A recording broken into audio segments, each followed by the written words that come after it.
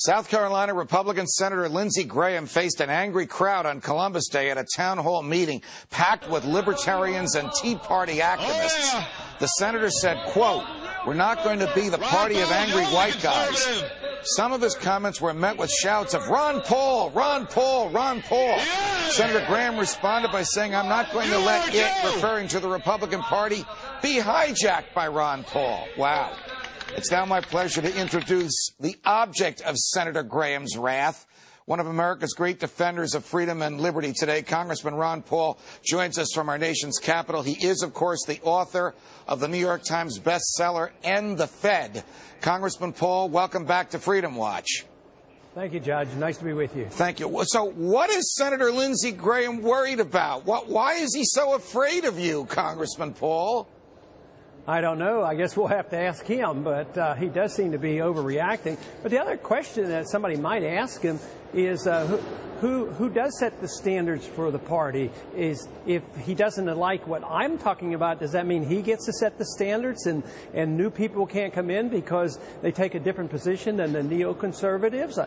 I mean, I think there should be room in the Republican Party for traditional conservative constitutionalists, and that's what I call myself. So I don't know why he would want to exclude us, especially since there's a grand appeal to many young people. And right now, the average Republican doesn't appeal to college kids. So I think he should be asked these questions because I can't look into his mind and say what's going on. I don't know how the George Bush, John McCain, Lindsey Graham version of the Republican Party can even make an argument that it is faithful to first principles like the Constitution, like limited government, like individual freedom, and like the free market. I don't even know how they can make that case for themselves.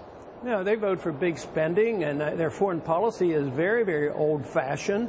It's part of the Democratic Party of pursuing war needlessly, going to war without declaration, subsidizing the military-industrial complex, not caring about personal liberties, endorsing programs like the Patriot Act, and not being concerned about protection of all individual rights as the Constitution does. So I don't know why they should have a monopoly control of the Republican Party.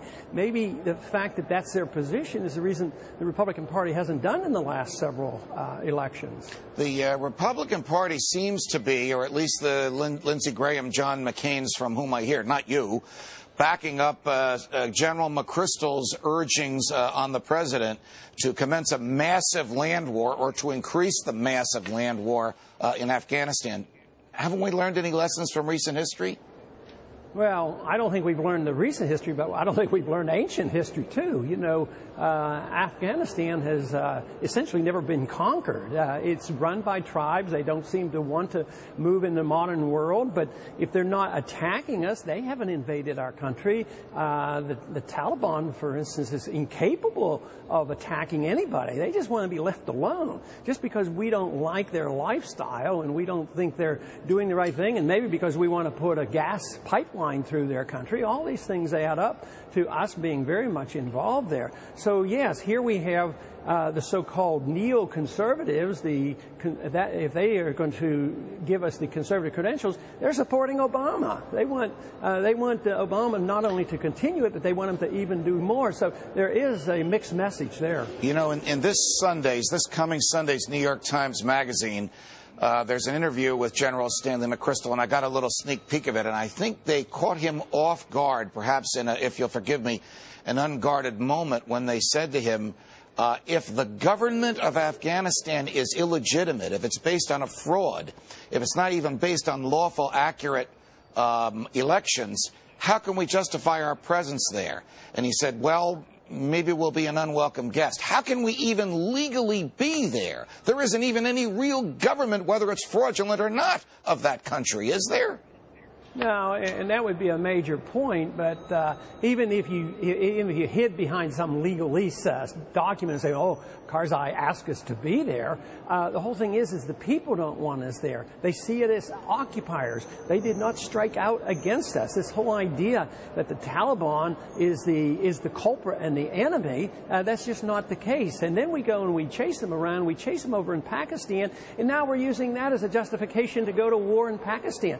We send money into Pakistan. So what have we done? We've caused chaos in that country. We have the civilian government against the military government, and now we're actually looking like what we're trying to really do is go in there and get control of their nuclear weapons. I mean, you talk about provoking people, and this is supposed to be from an administration that was going to speak more softly. They might speak more softly, but you got to look at the actions, and right now the actions are every bit as militant as they were in the previous administration. Congressman Paul, why should we end the Federal Reserve? Because it facilitates these kind of programs that we're pursuing overseas. It facilitates war when the people don't endorse the war. We don't declare the war. We can't afford it. If we had to tax the people, they wouldn't pay the taxes. But it also facilitates all the spending here at home. It facilitates deficits. It facilitates a corrupt system where the Federal Reserve, behind the scenes, can bail out their buddies. They don't even want their books looked at to find out who has benefited by their actions. And they deal in trillions and trillions of dollars. They actually can subsidize foreign governments and foreign central banks to do their bidding. So it's time for the American people to find out why government is out of control and why and how it's related to the Federal Reserve system. Are you optimistic that your legislation, which seems to be getting more and more co-sponsors with every tick of the clock, will likely pass in a form and style and manner that will facilitate a real, true, open audit of the Federal Reserve? I think the odds are pretty good that something will be passed that would give us the authority to do an adequate audit. That doesn't mean that we'll end up with an adequate audit, because the Federal Reserve and the powers that be will fight it tooth and nails. They're going to take it through the courts, just as they're taking through the suits against the Federal Reserve on the Freedom of Information Act. They're just tied up in the courts. They'll tie this legislation up in the courts, and unfortunately the courts have always ruled in favor of the state over the people when it comes to monetary matters. Yes, you're right. The courts have this wacky principle, and I don't even know where it came from. You know, I've studied this all of my adult life, that we will assume that the Congress's judgment is correct on matters of economics, whether it violates the Constitution or not. If Congress made this economic decision to transfer wealth from here to there, or to give this power from the elected representatives to a super secret bank, we're not going to get involved. Yeah, unfortunately, that's the case. We don't have very many constitutionalists in our Supreme Court over the many years. Congressman Paul, thanks very much. Thanks for joining us on Freedom Watch. Thank you, Judge. You can catch today's show on foxnews.com/Freedom Watch and on Sirius 145, XM 168, or online at foxnewstalk.com at 6 p.m. Eastern on Saturdays.